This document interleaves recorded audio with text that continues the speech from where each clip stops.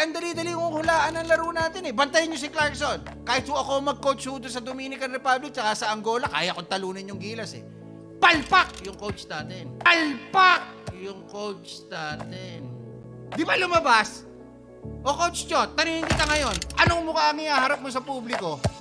Gilas Pilipinas, talo kontra South Sudan, 87-68. Wala na tayong chance para makapasok sa Olympics. Ang sakit sa mata. South Sudan, 0-3.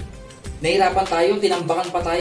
Sayang, maganda sana nilaro ni AJ Edu at Dwight Ramos. I think Dwight Ramos is 20 points, 12 rebounds, while AJ Edu is 12 points or 10 and 14 rebounds. Lumabas sa mga laro nila, pati si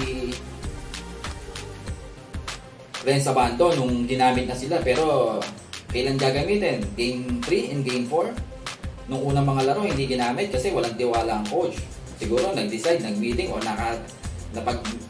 nakarinig na ng mga usap-usapan na dapat na gamitin para hindi naman masyadong maibash yung coach na magaling. Biruin mo, South Sudan 0-3 yan ha, pero tinambakan pa tayo. Imbis na maganda-ganda yung laban, battle of the idiot. Hindi ko dinadaw ng South Sudan, pero sana naman yan, kaya natin labakan ng 10 points yan. So ang mga nagsasabi, bakit magaling ka pa? Sinasabi yan, hindi ako magaling, sila yung naglalaro doon, pero dapat gawin nila yung trabaho nila. May alam din tayo sa basketball. Laging sinasabi, Jordan Clarkson, NBA, mas magaling kay Justin Brownlee. Maglaro muna kayo ng basketball para malaman nyo yung chemistry na tinatawag.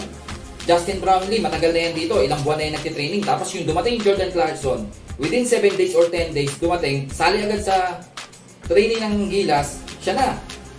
Alam naman natin na siya talaga pinipili dahil NBA nga, pero hindi ba nila inisip yung chemistry? Ang basketball, hindi yan individually. Lahat yan, team play, game play, 5 man. Ano mo yung galing mo, kung puro pilit naman ang tira mo, ginagaya mo si Steph Curry, transition, pass break, bigla kang titila ng tres, wala ka sa posisyon, hindi pa naka-position yung paa mo ng pivot, pabato ang ano mo. Tinan mo yung mga 3 point mo, pumapasok lang pag set up. Pag maganda yung pwesto ng dalawang paa mo, pero pag galing ka sa pass break, bigla kang babato, yung paa mo parang kang sumusubsob. Pati pag di-dribble mo, magaling ka, NBA ka, magaling ka mag-dribble, pero nagagamit mo pa sa pipa, do-double team ka dyan, lahat yan. Hindi pagod dahil 40 minutes lang yan. Tapos papalit-palit pa ng player. Masyado kayong tiwala kay Jordan Clarkson. Wala na tayong magagawa kasi siya na dyan. Kailangan natin tapusin tong tournament bago yan mapalitan, pati yung coach na magaling. Pero sana yung mga fans din, alam nyo rin ang pinapanood nyo. Huwag lang kayo tumingin sa shoot. Tingnan nyo yung stats, yung efficiency ng player at ang chemistry ng team. Makikita nyo yung lahat ng ginagawa.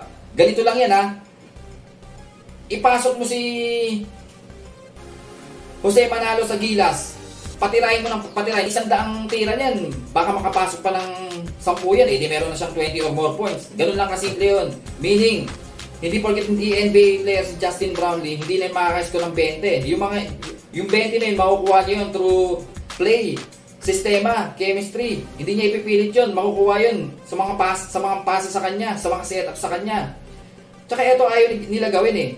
Effective naman yung drop pass sa ilalim or lob pass sa mga sentro, kagaya kay Clarkson to kay Soto, Ravena to AJ Edu. Ialiyop mo lang ang lalaki ng mga yun. Minsan madidepensahan nyo pero mag-iiba kayo ng play next possession. Tapos yung laging ISO. Nung Game 3 tsaka Game 4 nakita ko nag-adjust naman talaga. Pero nung Game 3, first quarter lang sila, laging kapos. Pagdating ng mga third and fourth, wala na. Same ngayon. Kapos na naman. Pero mas maganda yung ngayon kaysa sa lahat nakakapasok na, lahat nakakahawak na. May mga bagay lang na minsan talaga si JC Clarkson nagsosolo, hindi sumusunod. Tas paano gaganahan ng mga kampi niya kung yung mukhang pinapakita niya sa court laging parang gustong manisi, disappointed, ayaw sa mga kampi niya, laging umiiling, laging nakababa ng moral. Patasin mo moral mo ng kakampi mo, NBA player ka, di ba? Pakita mo na okay sila, kahit sabi mong sumasablayan, tapikin mo sa puwet. para ganahan, pasahan mo eh. Ang gagawin mo, papasahan mo, pag wala ka na mapuntahan, emergency pass, kagaya ng ginawa mo kay Edo, sumalaksa ka sa mid-range, biglang wala kang mapuntahan, binato mo dun sa, dinrapas mo sa kanya, nalaglag ang bola sa outside, tas maninisi ka pa. Eh wala naman silang alam na, mamamasa ka eh. Mamamasa ka lang pag wala na eh. Pero kung sumusunod kayo sa play, although wala kayong masyadong training,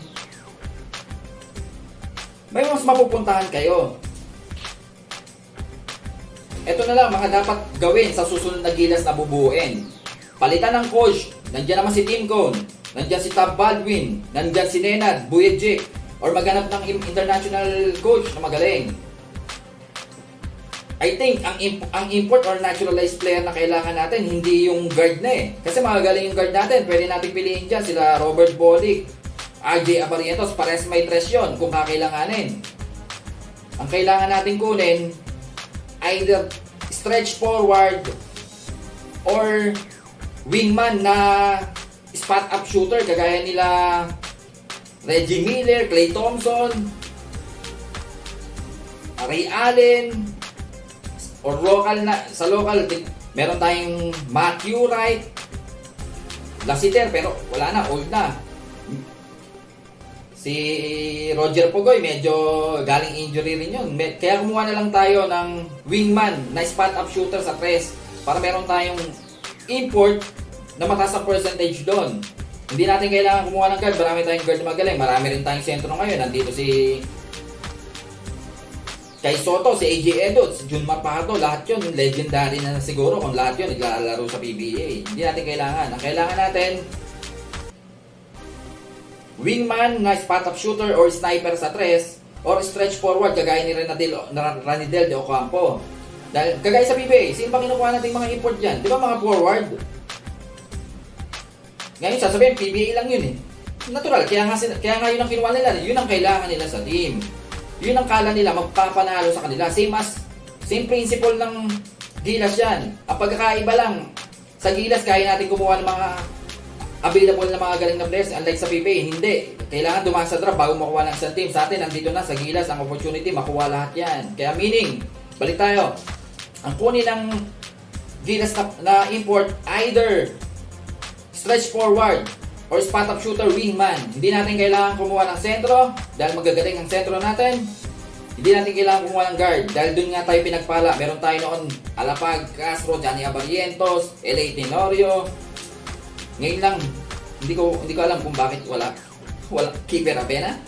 Si Scottie Thompson, pwede sana. Kaya lang, dahil kapalitan niya si may guard tayo na kagaya ni JC, hindi mo makitaan ng laro. Which is kaya nga sinasabi ko, wag guard kunin. Marami tayong mga galing na guard dyan. Kumuha tayo ng 3-point shooter dahil yun ang wala tayo. Roger Pugoy is galing injury. Matthew Wright, hindi ko alam. Pwede yun, pwede pa. Yun lang, kaya lang, pwede siyang kapalitan na lang na kukunin nating import. Si Lassiter, matanda na. Yun lang guys, sayang. May laban pa tayo sa China sa linggo. Pero wala na tayong pag-asa sa Olympics. Balik ulit tayo sa mga FIBA Asia Qualifiers, FIBA Asia Championship, whatever, Jones Cup. Sayang. Subscribe. God bless.